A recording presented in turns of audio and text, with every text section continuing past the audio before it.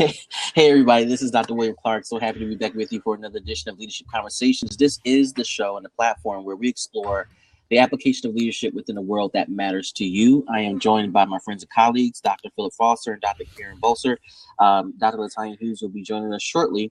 But before we get started, I want to give a chance to our guests to introduce themselves. Today, we're going to be talking about leadership skills for entrepreneurs, part 2. If you didn't catch part 1, go to one of our blog pages or our YouTube pages or our social media pages, and you'll see the replay there.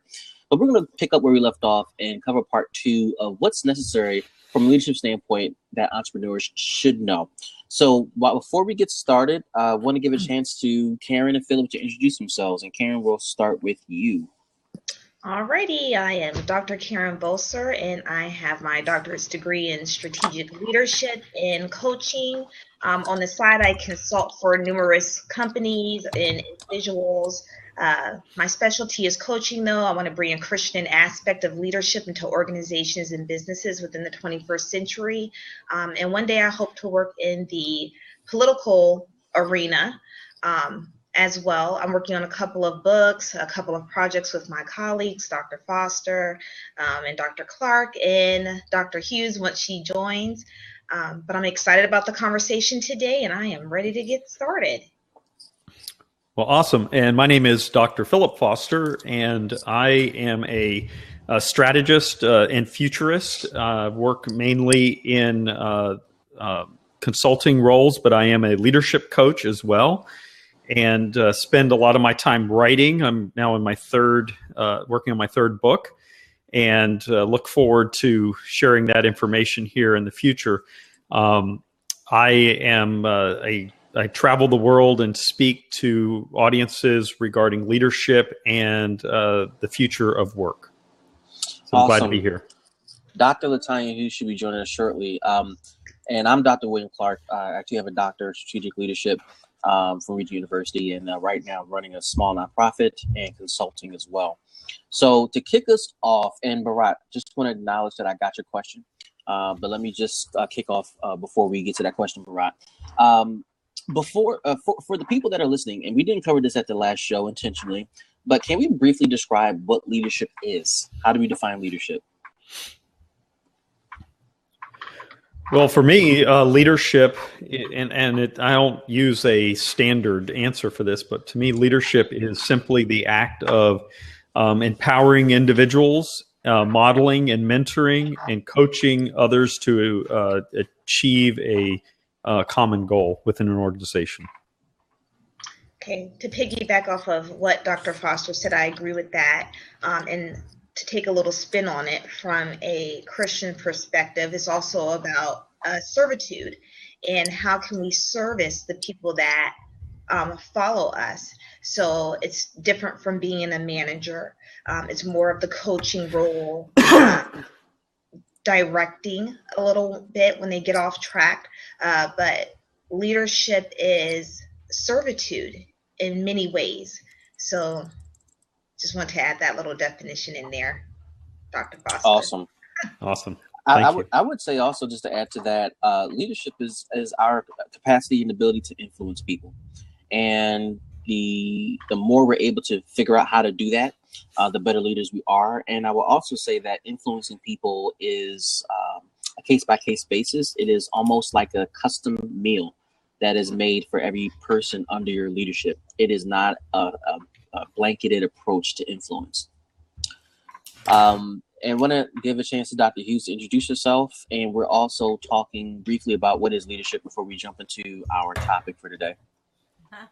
Wow. Okay. I have volume issues sometimes. Can you guys hear me? Yes.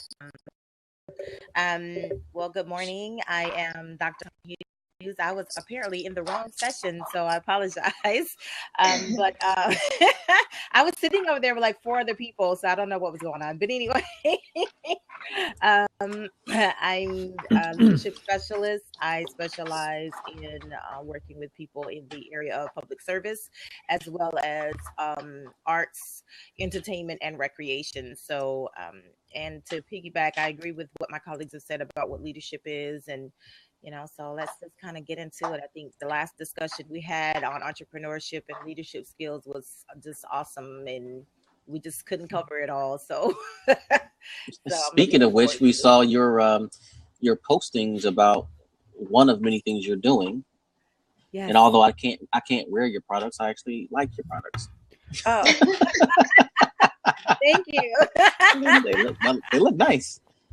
Thank you. So, as a great segue, we all define leadership. I want to pick up where we left off. Now, where we left off, we were talking about what is entrepreneurship, and why is entrepreneurship important for emerging leaders. One of the most powerful questions we talked about too at our last session was what we've learned in business, which was, I think, a crazy conversation that gave some insight into what some of our struggles were, what some of our successes were.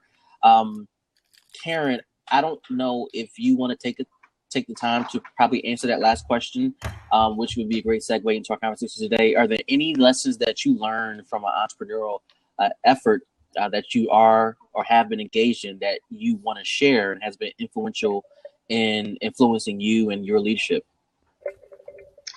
A big thing for me is just the networking aspect of it and learning from other entrepreneurs. When entrepreneurs want to start a business or a service, they tend to want to try to do it on their own without reaching out even to the competitors. But it's a good learning tool to even reach out to your competitors and to network with other individuals that may not be in your target zone for your business.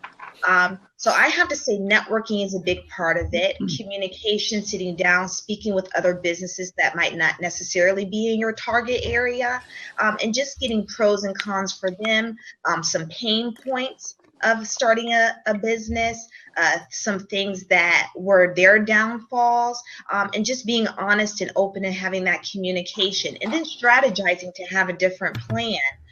If plan A, B, and C do not work out. But in today's organizations, I see there's not a lot of networking anymore. There's a lot of let me do it on my own and then I can figure it out. And that's a sure way of organizations and services to fail right off the bat. So my main point would be start getting out there and networking, even with people who are not in the same service or business as you, because you can complement each other and they might have some tools or resources to help you with your organization or your vision or mission for your business. Yeah, awesome. Anybody want to respond to that? I do. I think what Dr. Bolzer is talking about, that I call it the Lone Ranger approach to entrepreneurship, where you think that you're one man team, and I can build my empire on my own. I'm a self-made person. I'm a self-made man. I think that's the biggest danger and one of the biggest downfalls that she's talking about to entrepreneurship. No man is an island. You have all kinds of resources. Everybody's on your team. Everybody's a part of your success team. Every vendor, every resource that you use is a part of your success team and what makes you and your business thrive. So why not spend more time expanding and maximizing your resources to be even greater and better? So I think some people have a mindset or a thought process that if they do reach out for help, it's a sign of weakness, or they won't be that quote self-made person. But it's not about being a self-made person. It's about being successful and growing your business. And so this is where you have to set aside pride and ego. And a lot of times this is very hard for many of us to do, because again, I said this in the last one, many people start a business for the wrong reason. And that number one reason is I want to be my own boss. That is not the reason why you start a business. And when you have that mindset, it leads you to making decisions based off of ego and pride, which will eventually lead to the ruin of your business.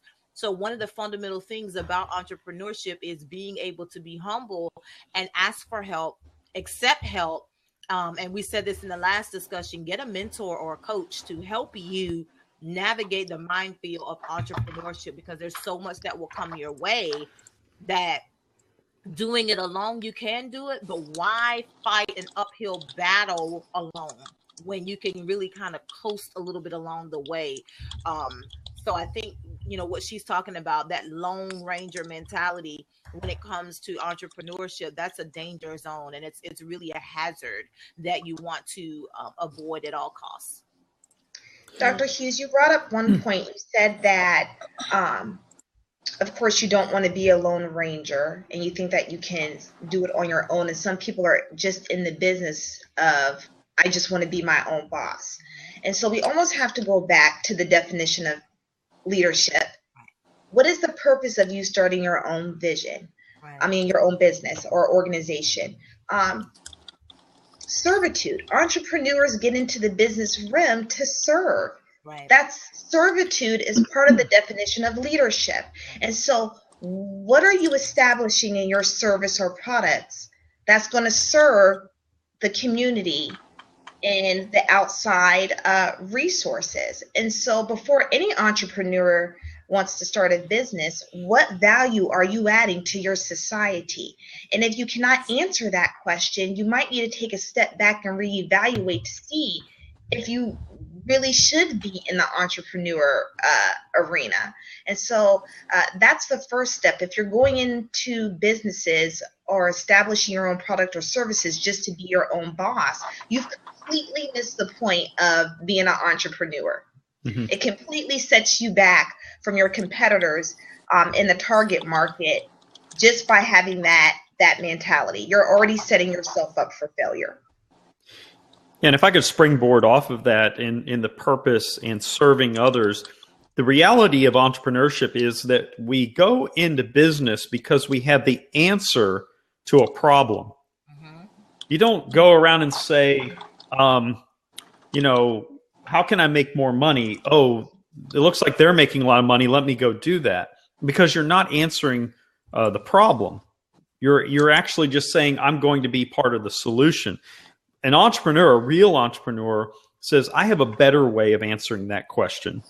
And here's the reason why. And they offset themselves. I'd also say that, while I definitely agree with the networking side of it, I want to add to that and say that you probably need to find a mastermind group. And what a mastermind group is, it's a group of people that are pursuing something similar to you. So they're entrepreneurs. They may be ahead of you. They may be behind you. They may be beside you in the same stage of entrepreneurism.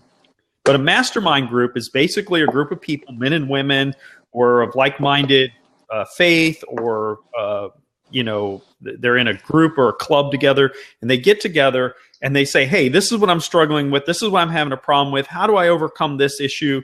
And the group says, here's what I do. Here's what I think. And together you create a mastermind. You create a group. It's not groupthink, because groupthink is all about, hey, yeah, whatever they said, yes, man, yes, person, whatever. It's about coming together and using the collective brain to find solutions to common problems. So I would say definitely a skill or a mindset that we need to have is to join a mastermind group. Some are free. Some you have to pay to be involved with. You just need to find one that fits your need. So that's what I wanted to say about that. I agree with you. Yeah. I actually joined a mastermind group when I first got started, and it helped me so much. I mean, it was just a room of women. It was a women's mastermind group. It was a Christian women's mastermind group, but it was all women in business. Mm-hmm. And we met, and it was once a month. But it was so much vital information that we shared to help push each other, that we gave each other ideas on how we can grow our business and give each other ideas on different markets that we haven't even thought about, or just information on how to research your market and understanding. I mean, one of the fundamental things we talked about is knowing your industry, knowing your market. To know your market is you have to know your industry, and then decide on what % of the market you want, of that industry do you want. Do you want 1%, 2%, 3%, 5, 10? You want to take over? And then just helping each other take steps to get there. So a mastermind group is very powerful, and I totally agree with that concept. Yeah, I think one of the things I'll add to that whole conversation is I've learned and probably I should say this, accepted the fact that a coach or a mentor or consultant is an invaluable resource that I cannot go without. I will be honest. And we're answering a question from last show. What did we learn in business? One of the things I learned in business is that I cannot be cheap. Because when I started, years ago, starting a business, one of the things I refused was paying for knowledge, paying for information, paying for connections, paying for resources. And it's not so much that you're paying for that. What you're paying for is the wisdom, the years of wisdom that has been acquired within one source that now you can have access to, so you don't have to do it the hard way. And I have embraced that as a part of my business expenses, a part of my business models. I am a fan of hiring consultants who are good or great in areas that I'm not good in. One of the areas that I currently have consultants working in now is my marketing and web presence. Although I could do some things on my own, I have learned a lot more in probably a 3-week period with my consultant than I would have learned within a 2-year period on my own. They have accelerated my thinking. I had a tough time adjusting to this new business that I am establishing. Although I understood the principles of how to market and sell, I just had a hard time translating that to this new business. And because of what I paid for it, the light bulb just came on just like that. And I was going to say the mastermind group or your coach or your consultant sometimes would remind you of the little things that you already know but forgot, or the little things that you know but feel like you might have felt like it might not be a fit, and or they may teach you new things that you never knew before. So something or some group, some person needs to be a part of your process that can help you think outside of your box to remind you or teach you new things. And Dr. Clark, that brings us back to the point is, how much are you willing to invest in yourself? If you're not willing to invest in your dream and your mission and vision of your company or organization or services or products, are other people going to be willing to invest in you if you're not willing to invest in yourself? And so that's a question that entrepreneurs need to pose to them, ask themselves. And so I know when people come to me and they want me to participate in maybe a blog or maybe a startup business, or maybe want me to be a guest speaker, one of my questions is, what have you done to grow your service or product? And if they have a lax answer of not much, that's why I need your help, then I'm kind of leery of that. Because if I'm going to invest my time and energy and money into your dream, and then you're not willing to do that, that means that you're not confident in the product or service that you're offering. Therefore, I'm not going to be a part of that. So that's one of the basic questions that entrepreneurs today need to seriously ask themselves. How much am I willing to invest in my own dream? I want to go off script a little bit. Go ahead, Philip. I was going to say the other piece of this, beyond mastermind groups, coaching, and mentoring, is who are your colleagues? Who are you surrounding yourself with? Obviously, we have a great cloud of colleagues here, but what you don't see is the beyond this venue of us speaking on Blab. You don't see the cloud of colleagues and accountability partners that each one of us have and we tap into. And what you don't know from seeing us on Blab is that we're speaking to each other offline about different things we're challenged with. What do we do? How are you dealing with something? So in a way, our colleagues become our accountability and are a form of mastermind group as well. So go ahead, William. So Karen, thank you for that, Philip. I just want to go off script a little bit. Karen, you said something and this question came to mind. What do you guys look for when you decide to invest in someone else, whether it's a paying client, whether it's a non-paying client, whether it's 5 minutes of information? What are you looking for before you make the decision, I'm going to make that investment of any size? First, I want to see confidence. If you're not confident in your dream or your entrepreneurship arena, then I'm not going to be confident in you. I want to see flexibility. Flexibility can mean all sorts of things: willingness to grow, willingness to adapt, willingness to take criticism. If you can't take criticism, then I'm probably not going to want to invest in you. If you want someone to say yes all the time, then I'm not your person. That means you're not flexible or willing to grow. And that means there's going to be some struggle within that relationship that we're trying to build. I want to see that you're willing to work hard and put in the time and effort. You know, as all of us know, as doctors, our time is very limited. Sometimes we have to sacrifice a lot of things, whether that's time with our family, other relationships. So what are you willing to give up to see that your dream can come true, or that your business can succeed? And that doesn't have to mean giving up something permanently. Usually everything's in a season, is temporary. So what are you willing, what are your do's and what are your don'ts? What are you willing to give? What are you willing not to give? And then I need to see if that's going to mesh with the way that I work, because I don't want to hinder someone else. And I definitely don't want someone else to hinder me. So those are probably the three things that I look for: confidence, flexibility, and what are you willing to sacrifice while we're trying to produce this vision or implement this dream that you have. So those are the three basic things that I look for. Mm-hmm. So I look for two things more than anything, and one is do they have coachability? Are they coachable?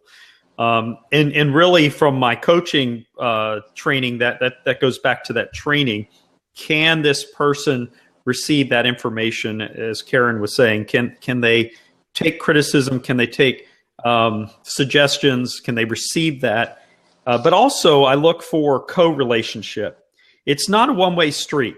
It has to be a two-way street. Even in the art of coaching, if I'm not growing during that coaching moment with my client, then I'm doing something wrong, because I should be growing as well. And so there needs to be a co-relationship. It's not about, what are you going to do for me? As Karen was talking about earlier, someone comes along and says, hey, I want you to be on my blab, or I want you to be on my blog, or whatever it is they want you to be involved in. That's a one-way street if they're not willing to do something for you. And I'm not talking about it's always about me and what I get out of it. But what I'm saying is that it has to be a relationship. Any relationship's about give and take. And so that's the two things that I actually look for. I guess it's my turn, huh? I'm pretty simple. I look for heart and passion, because heart and passion is going to tell me your effort. Because I'm not going to put more. I'm not willing to invest more in you and your dream than you are for yourself. So that's the very right. first thing I'm looking so for true. is heart and passion. Come on now. How passionate are you about what you're doing? Because it's going to come out in your speech, your body language, and everything you say and do. I've run into so many people who all they're doing is looking for information, but they're really not looking for information. They're looking for somebody to do the work for them. And I'm sorry. That's not what I'm about to do. If I'm going to invest that much time in your business, I'm taking it over, and it's going to be my business because I'm doing the work. But it's not my vision. It's not my dream. So it's not going to come to life the same way that it would if you put in the effort. So one of the first things I look for is heart and passion, because that's going to tell me how much effort you're going to put forth in your own vision and dream. It's just like, when I got started, little effort, I had the heart, I had the passion, but I lacked some direction, so that's when I reached out for help to figure out how to navigate, how to do it. Because the first thing that I had to do was change my mind. I had to go from an employee mindset to an employer mindset. That's right. That's the hardest thing for me to do, because now I'm the decision maker. Everything rests on these right here, these shoulders here. So when I meet other people and you tell me that you want to start a business, you tell me you got this thing going, they always start with passion.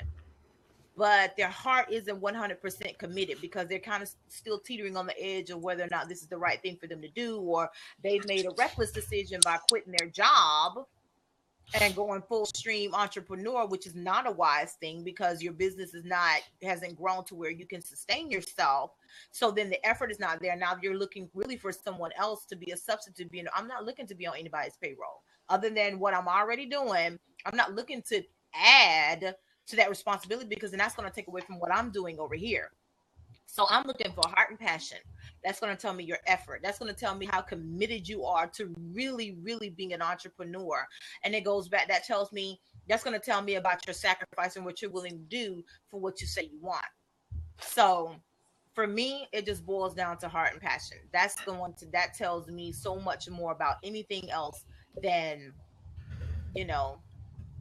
what you're talking about, because your actions are going to follow based upon heart and passion. What do we want most within a relationship? What do you mean? Y'all know the answer to this. We will not, and I'm saying a collective we, so everybody's listening to this broadcast and everybody on this broadcast now, we will not stay in a relationship that we are not wanted in. Mm-hmm. The moment somebody stops wanting you, then that's probably our cue to leave. And I say that as an example because if you, as an individual watching this broadcast, can understand that concept of being wanted, then you can understand what we're all saying in our own way. You got to want what we got. One of the things that I have learned over my years in my personal relationships is to stop giving advice to people who don't want it. Because at the end of the day, I spent all this energy telling you what I think, and you really didn't want it, nor did you care enough to really ask. Excuse me. Sorry about that. You didn't care enough to really ask about what I think about this particular topic, and yet I've given my all in this situation. And so I've learned to really curb how much I give until you've proven how much you want what I have to offer. You're already looking at what I'm accomplishing in my own life and career. You're looking at the results I'm achieving with my own clients. You're looking at how my business is maturing and growing. If that's not enough to tell you that what I have to offer is worth wanting me, then perhaps this isn't the relationship that we should pursue together. Can I springboard off of that and jump into answering Bharat's earlier question about how you give away stuff to your team? Because I think this kind of meshes in with what you just said, William. And really, you said don't give away advice. You don't do that. My answer to that is you give away vision, purpose, you give away your passion and your excitement, and you do that all the time, constantly. That's what you give away. And along the way become those coachability moments and those mentoring moments of the people that are around you. And so when you are giving away something to your team, it's constantly. You're constantly sharing the visions, sharing the purpose, sharing the direction, sharing the goals, and in a very exciting and forward-thinking way. If you go into it and you share with your team from a negative standpoint, like, oh, here we go again, we have to change the way we're doing this, you have already given away to your team the can't. So I would say that how you communicate with your team, how you go into that is you're not giving away advice. You're giving away purpose, vision, passion, and excitement. So I wanted to add that to and it. Dr. Foster, that's pretty much what a coach does. Absolutely. Is that there's a difference between consulting and coaching. Absolutely. A consultant is giving you plan A, B, and C and taking a look in your organization or business saying, this is what I see that is wrong. Right. A coach has a completely different concept. What we are doing as coaches is we want you to find the answer. And so we're just guiding you along the track, and we're not giving you any advice. Right. So that's for example, if Dr. Foster says, you know what, I want to try to get to work 20 minutes earlier. How can I do that? Well, I don't know, Dr. Foster. What could you change in your schedule to maybe allow you to get to work 15 minutes? Maybe possibly take another route? Could you possibly get up 20 minutes earlier and walk the dog instead of 10 minutes before bed? And so we let them establish the direction of where they want to go. And then if they get a little off track and I meet with him next week and he says, you know what, that didn't work. Okay, that didn't work. Why do you think that did not work? Instead of me telling Dr. Foster why didn't it work. And so able to even get to a coaching aspect with our mastermind individuals or networking partners or our employees, you have to establish that based of trust. That's just like in any relationship. Are you going to tell the person you're dating everything about you on the second or third date? No, you want to establish that trust first. Same with an employee. No, I don't think that's a good idea. But same with an employee relationship. Before you can spit off advice to them and they take it internally, they want to build a relationship with you. Because if you do not and you spit off advice, who does she think she is? She doesn't know me like that. Why is she giving me advice? She doesn't even know my name. She probably doesn't even know what department I work in. And so sometimes we have to look at relationships in business the same way we look at our personal relationships with our partner. And so there has to be, it grows continuously. And it grows by motivation, support, and then you're able to get into the nitty gritty of, giving suggestions maybe, or giving advice, because you've built that rapport with them. So many times business owners want to go in and say, this is what's wrong, this is what you need to change, or I need you to help me with this. And they haven't even established a rapport with the individual they're trying to work with. So we need to be cautious about that. I want to say something. Yeah, one of the things out. Oh, go ahead. Real quick, to answer the question really, and to possibly, I don't know, kind of encapsulate everything that you all have said. One of the things that when it comes to partnerships and relationships, is inclusion. I really look for inclusion. I'm not a big fan of rejection.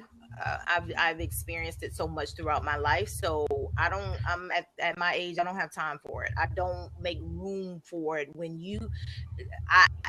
the first sign that you are not receiving that, is bouncing off, that what I'm trying to give you is bouncing off. I don't even invest any more time, energy, or effort. So I'm looking for inclusion. A partnership is not one way. It's not a one-way street. It goes in both directions. And it's like Dr. Foster said, it's not always going to be about the win-win. It's not always going to be 50%. In every relationship, sometimes it's 90-10, but it's only for a season. Now, if that season is 1 year and it's 90-10, or 6-7 months, it's 90-10, then there's a reevaluation that needs to happen, because then I need to figure out what exactly is going on. Is it, what's the inclusion factor here? Am I really included in your plans and in your thoughts? It's not always about what you're going to get back, like Dr. Foster said. It may be that I'm willing to sow a seed into your business because I'm going to get it back somewhere else, whether it's on the back end through someone else. That's fine, but I'm not going to keep sowing seeds into relationship after relationship, partnership after partnership, where there's no win-win. There's no evident win-win. One of the basic rules of networking is you're looking for the win-win. I don't care if it's just, okay, if I help you, this is going to get me more exposure. That's a win-win. I may not get a physical check, okay, but I'm getting exposure to 500 people that I would not normally have access to, because now I have access to your network, because now they're seeing and hearing from me. That's a win-win. So I think one of the things I look for is inclusion. And when I say inclusion, what are your thoughts towards me and this partnership and relationship? And to me, that has to be established. The other thing, in response to Dr. Foster, what he was talking about in his scenario, answering Bharat's question, I think inclusion is also important because it fosters teamwork. Followership is huge. It's very important when it comes to leadership as an entrepreneur. And the people who are following you, whether they're your employees, your vendors, your partner, whoever they are, they're feeding off of your energy. It goes back to what I said about heart and passion. If you come in with a positive attitude, that heart and passion is evident. They're going to feed off of that, and then they're going to be contributors. They're invested into your idea because they're just as excited because you're excited. But if you're running on fumes and you're not excited, they're not going to be excited. They're going to be running on fumes too, and then they're going to be out the door looking for something else, because followers really want to get behind leaders who are behind their own vision. So you can't really be a train conductor, but at the same time, you're picking up the tickets. That's just not going to work. You're stretching yourself thin. So you got to have that same passion and share information. You don't have to share everything, but what you do share, you got to be passionate about it. You got to have a go-getter attitude, even if you don't feel like it. If you're not in the best of mood, find a way to get in the best mood while you're in front of those people, because they're feeding off of your energy. So that's another way to include your partners, your team in your vision and what you're doing as an entrepreneur. Is be inclusive. So Dr. Hughes, just one question. So with all of that said from all four of us, we're really talking about a relationship of sowing and reaping. And when, as entrepreneurs, can you tell that it's time for harvesting? And so, and when, as entrepreneurs, can you tell if something's not being fruitful? When is the time to get out or sever that relationship?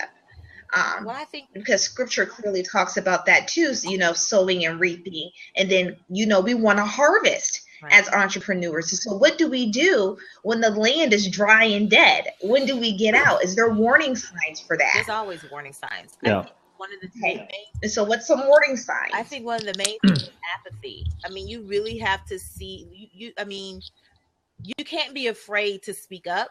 And one of the things is, if you're in a partnership or relationship with anyone, it's just like, being in a partnership or relationship with someone in business is no different than a personal relationship.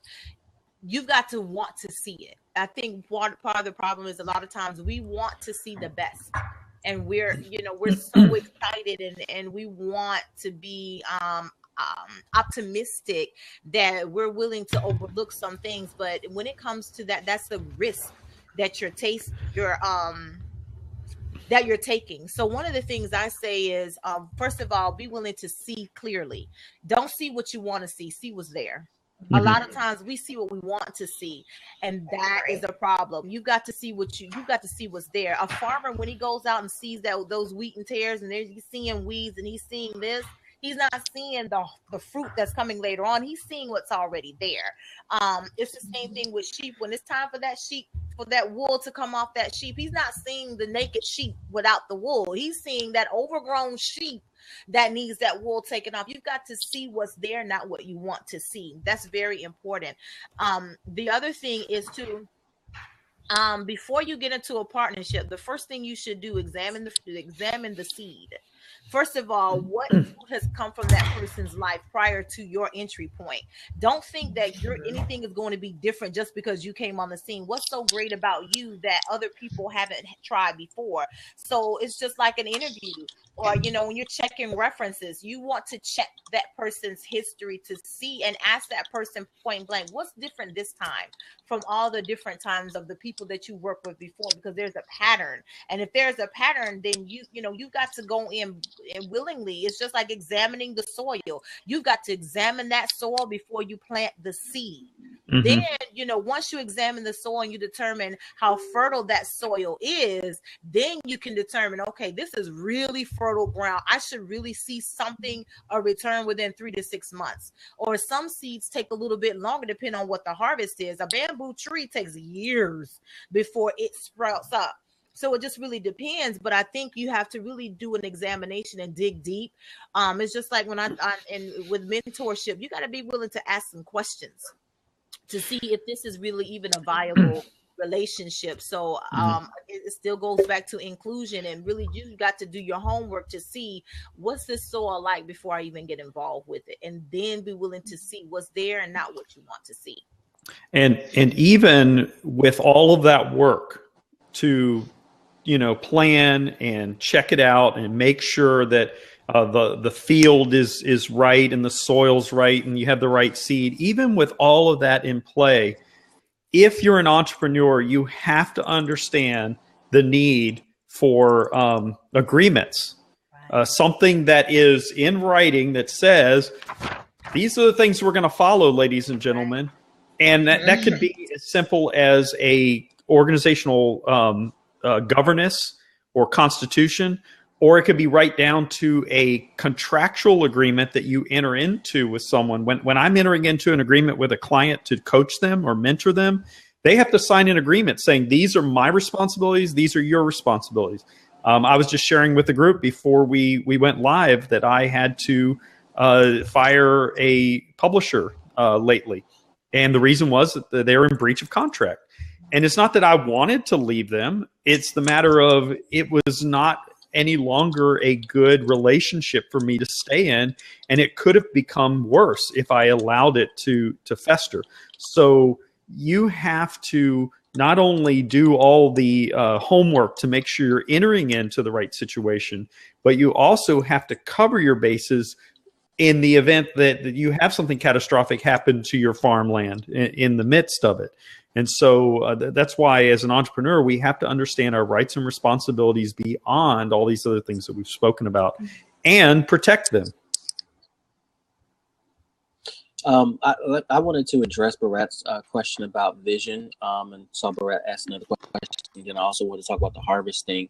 In terms of vision, Barat, one of the things that I think these are irrefutable laws that we understand from a leadership standpoint is vision is critical for any organization. And I will also suggest that a vision has two frameworks. One framework would be that a vision has a long-term perspective. And I think it was already said by my colleagues, visions also have short-term perspectives. The long-term perspective really doesn't change. If you want to accomplish A, then that's what we're going to eventually do. However, in most organizations, it's healthy to have a short-term perspective of the vision, because there are pieces of the vision that needs to be broken down into smaller pieces so that the team knows what the immediate steps are. So as they're accomplishing piece by piece by piece, it eventually will lead to the long-term vision being accomplished. So as you've been advised on this particular topic, I would encourage you to continuously talk about the big picture, but also break that big picture into smaller pictures and address them as needed along the way so that people can have something to hold on to and feel like they're accomplishing something.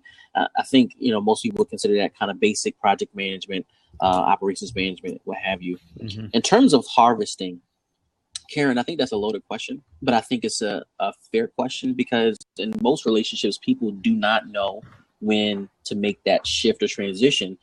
And for an entrepreneur, I think this is a critical question to explore. I want to address it by just taking a look at one of our favorite resources that we've used as doctors, and that's our Bible.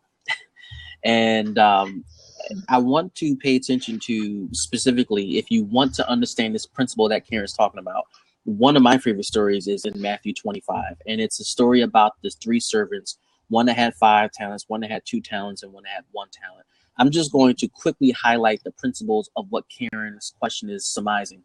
In Matthew 25:14, Philip talked about having a contract which defines time periods of performance. The owner went away for a trip. He's obviously coming back. So as an entrepreneur, as a leader, you got to have a defined period of time of performance. Mm-hmm. In verse 26, he returns, and then he also tells the servant the expectations that have already been set within the team. I like to reap where I haven't sown. I like to reap where I haven't I like to gather seed where there is no seed. So there's an expectation of performing regardless of what you see or don't see in front of you. And everybody on that team knew the expectations, even the one that was the underperforming servant. He just chose not to perform because of fear. Verse 28, the other principle in running a business is you give more responsibility to people that perform. And this happened in this story where they took away the 1 talent and gave it to the person who was the highest performer because he can handle it. And then verse 30, you also have to know when to sever relationships. Now, the Bible is a bit more graphic about what happened to this person, but I'm just going to say it in a political correct way. You have to know when to end conversations. Now, to go back in relationships, now to go back to what Karen's asking in terms of when is it time to harvest, that is defined by the entrepreneur. Right. If you are a startup and you know that your startup period is going to last 12 months, then you know your harvest time needs to be around that 12-month period. You may want to make adjustments. You may want to shorten it or extend it, but it's defined by you as the entrepreneur. And all of us are going through that process right now in various ways. Philip just shared something that he is going through and is about to embark on a new journey. And that up period is going to take him a while. He shared some things offline, and if he chooses to share more, that's up to him. But whatever you're working on as an entrepreneur, you have to define the period of performance so that you know when to come back and get the harvest. If you come too early, you will not have a fully ripened business that you can lean upon. That's right. If you come too late, you might have an overripe product that you can't even digest. And then what? If I could just say one other thing, I think as an entrepreneur, what it really comes down to is self-awareness and understanding roles. Understand the role you play as a leader, as an entrepreneur. Understand, your abilities, yourself being self-aware of what you can do and what you can't do and what you realistically should or should not be doing. And so I think that those are really deep-seated keys to entrepreneurship as well. I want to say something Go ahead. about the harvest question. I know we need to move on, but one of the things that people tend to overlook is the budget, the financial budget. And when they're building their business plan, one of the things they don't do is the financial piece. I deal with this in my classes with my students whenever they have to do a business plan. Almost 90% of them don't do a financial budget, a financial plan, and they don't understand that the value of that is huge, because first of all, your business plan is a working document. It's not just something that you complete, you put on the shelf, or you complete and you use it to get funding or whatever it is you're going to. It's a working document. You're constantly using it, so you need to complete every single aspect of it and do the research and dig deep. The financial aspect is just as important because it helps you establish future budgets. Annually, quarterly, monthly, you can break it down, but it tells you what you need. And again, it helps you, it really helps you figure out how much heart, how much effort you need to put into it. And it's going to show you when you see in writing what it's going to take to bring this vision to life. You're going to really know where your heart is, because what is it going to, you're going to know the commitment that Dr. Boser was talking about earlier, what the sacrifices you're going to have to make, because it's right there in front of you. If your goal is $1 million a year, honey, that means you got to be pulling in about $8,000 a month, or so somewhere around in there, which means you how are you going to get that $8,000 a month? Maybe you need to break that down into smaller chunks and say, I want to hit $1 million within 3 years. Okay, so then now you have a $1 million goal within 3 years. So now you break that down. How much is that per year over that 3-year period? How much is that per quarter? How much is that per month? Now you have something that you can work with. And it helps you really hone your skills. You can find your target, and then you can cut out the foolishness. You can cut out the people who are really wasting your time, who are probably just going to eat up your time, which is a seed, because time is valuable. So then you start weeding through all of the stuff that's not relevant to what you are trying to accomplish. And it's the same thing. Like when I go out, I don't even entertain. I don't go to certain events, to certain circles. I don't entertain it because I know they don't fit within my market. So it's something that you've got to do. And here's something that I recently started doing to narrow my market down. And I saw this online. It was very powerful, and it's really helped me to figure out where not to go as well. And the question is, who is not your market? Because when you know who is not your market, you know who not to invest in, who not to even spend your time in, because your time is valuable. So if you say for instance, you charge $375 an hour, okay, and you spend 4 hours at an event, you just wasted, money that you could be investing somewhere else that's really going to bring forth a harvest. So why am I going to go to, well, I mean, this is the best analogy I can think of. Why would I go to McDonald's when I'm looking for a country club meal?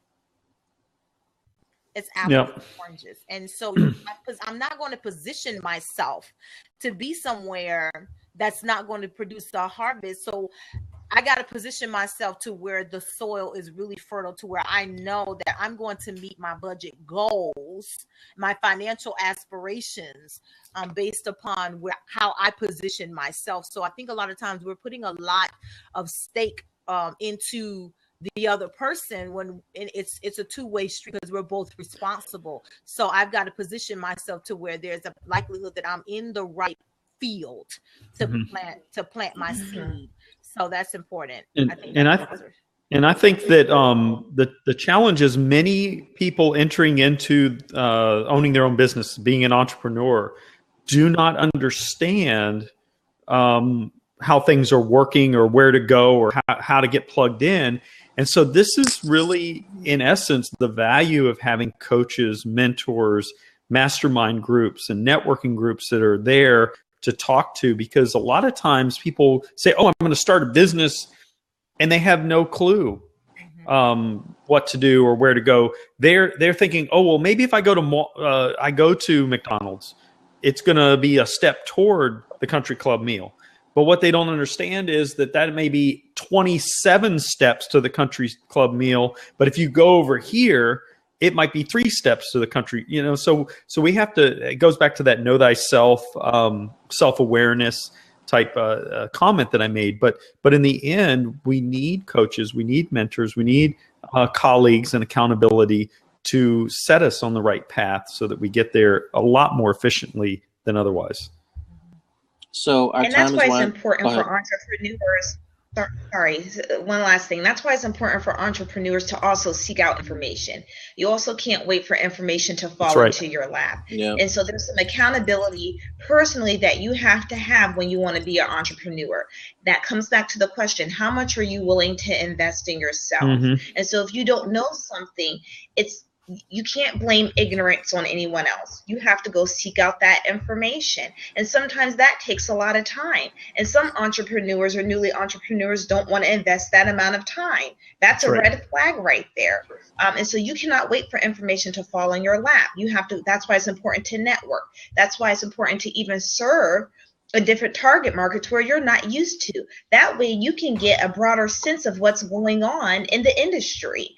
And so as an entrepreneur, you have to be willing to learn and seek out that information, invest the time, the energy, and the money, like you said, Dr. Clark, on consultants, on coaching experts to help you get to the place where you're knowledgeable enough to even function on a basic level as an entrepreneur. So our time is winding up. I wanted to let our last question be a question that was submitted by Bharat.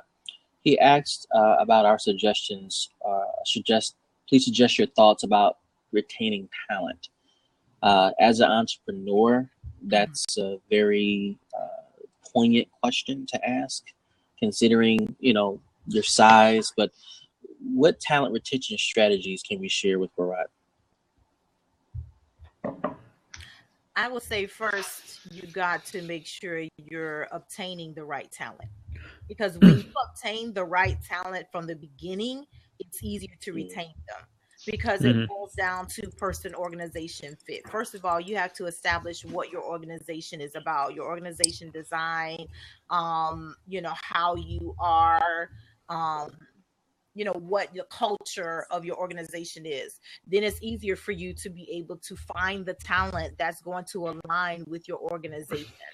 When you have the right talent to begin with, they are not so easy to jump ship.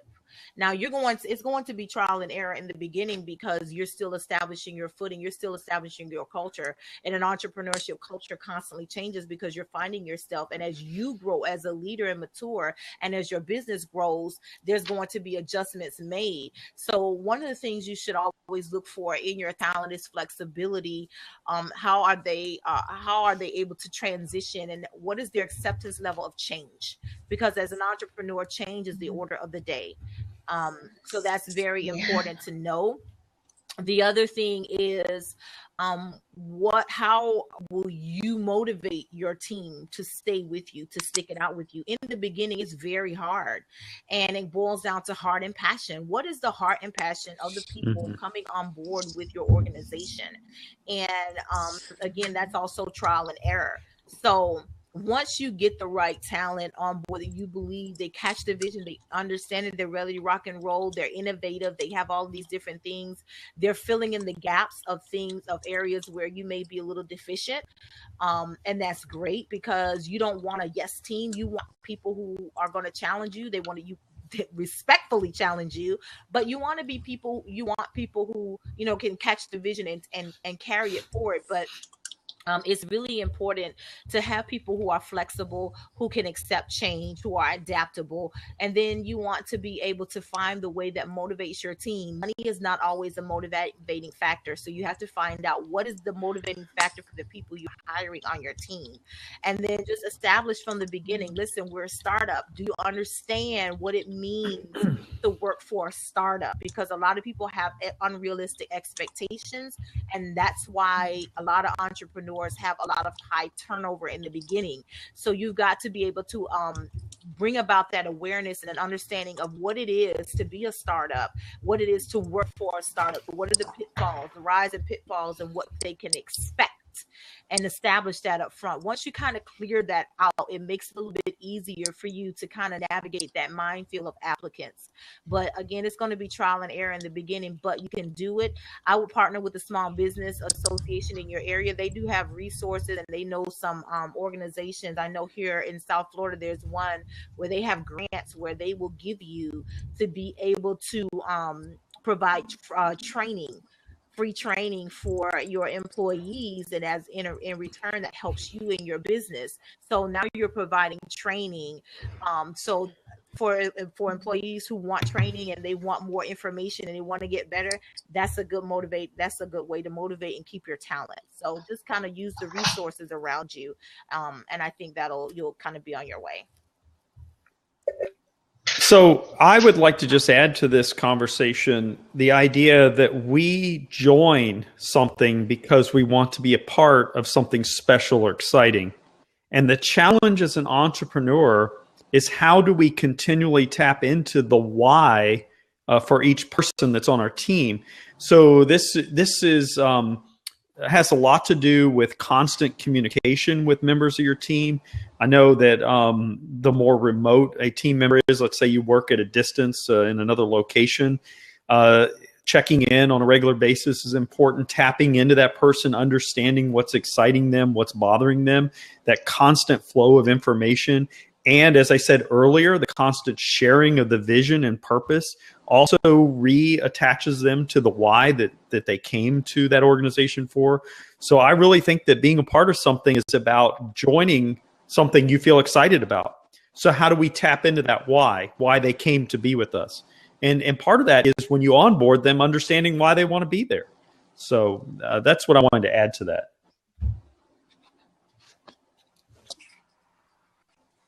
Okay, Karen, Dr. do you Bolton, want to you're say smiling. anything, I know why she's smiling. Well, well, all of you made good points. I don't really have anything to add to that piece of conversation, but I guess it's time for the shameless Wait, plug, I want to since say we're something. almost hitting our time. You need to say Wait, no. something? I want to answer. I want to answer the question. I want to answer. Okay. Well, can I come back and then say it's time for the shameless Sure. plug? Yes, you can do that. Okay. And I. Because I want to do it this time. Okay. I've never done it before. Oh my So, God. Barat, And we're here to have fun. as the final answer provided for the group about talent retention, Philip kind of shared what I was going to share. And my formula for talent retention is job alignment with organizational vision. And it's so important to have people's jobs aligned with the vision. But even deeper, job alignment with organizational vision is heightened when the personal goals and personal desires of an employee is intertwined with their job. From that perspective, you are getting maximum performance out of any and every employee because what they are doing for your company is aligned with what they want to do for themselves.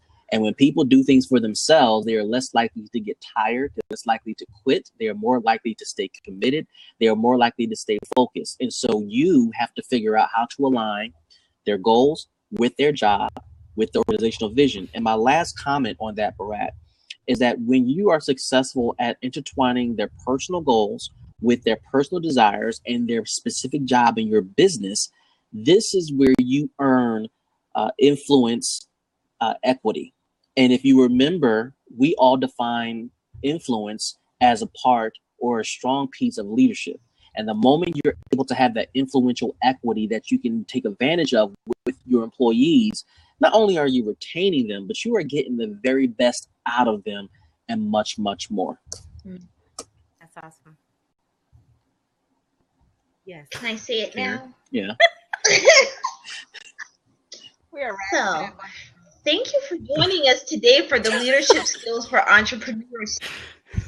So, we are going to end by talking about or saying shameless plugs. So, Dr. Hughes, you first. She just didn't want to go first. That's why.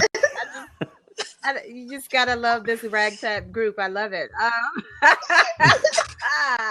You can tell we have great conversations, and this is kind of what it's like offline, people. So welcome to our world.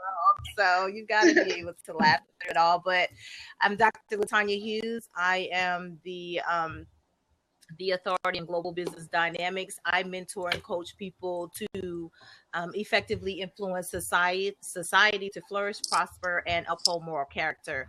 I'm currently working on my website, so that should be up hopefully by the end of the month. We're just kind of really working on our marketing strategy to make sure everything is aligned properly. You can catch me online at Facebook, Dr. Latanya Hughes. I'm also on YouTube.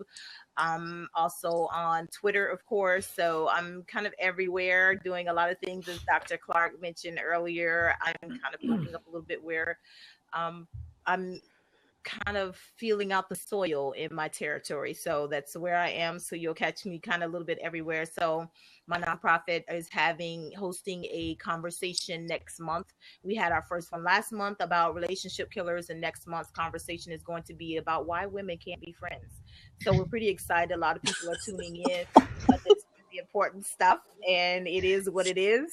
So yeah. So, but I got a couple of invitations. So to do some speaking, so you'll be hearing from me soon. So that's me.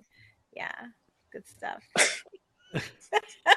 That's me. That's It's gonna be a good talk, by the way. Our last conversation on relationship killers was very powerful. We're still getting a lot of feedback and comments about the show, so we're excited. That particular show is geared towards women, so that's why the next topic is why women can't be friends. So we're going to dispel the myth of why women can't be friends and get over this kind of housewife mentality of the bickering and catfighting, and let's be mature women and be friends again.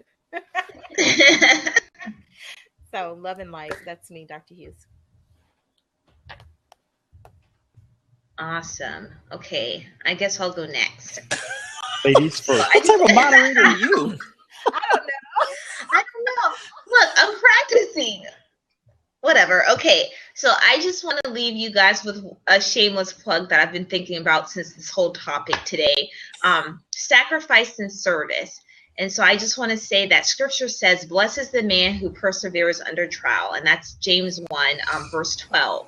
And so being an entrepreneur, there will be some trials, and service always comes with sacrifice. So that is the shameless plug I'm leaving you guys with today.